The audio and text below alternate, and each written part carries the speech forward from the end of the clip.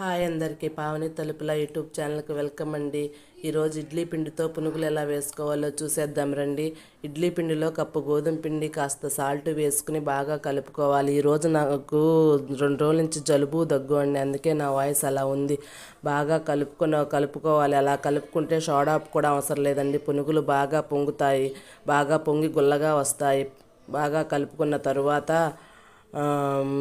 మూత పెట్టి పక్కన పెట్టుకోవాలి. తర్వాత ప్యాన్ పెట్టుకుని ఆయిల్ వేసుకోవాలి. ఆయిల్ వీటెక్కేలోగా మనం ఒక ఉల్లిపాయ 2 పచ్చిమిరకాయలు కట్ చేసుకుని కాస్త జీలకర్ర కూడా వేసుకోవాలి. పిండిలో ఈ 3 వేసి కలుపుకున్న తర్వాత ఈలోగా ఆయిల్ వీటెక్కుతుంది. వీటెక్కిన తర్వాత మనం పునుగులు ఒక్కొక్కటిగా వేసేసుకోవాలి.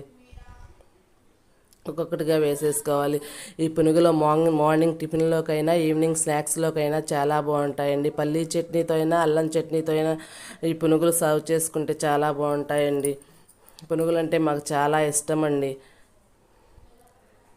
పునుగులు అంటే ఒకసారి కలుపుకోవాలి. కలుపుకున్న తర్వాత ఏగిపోయాయి ప్లేట్లోకి తీసేసుకుంటున్నాను.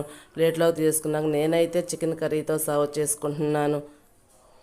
నాన్ వెజ్ ఇష్టపడే వాళ్ళకైతే చికెన్ కర్రీతో సూపర్గా ఉంటాయండి.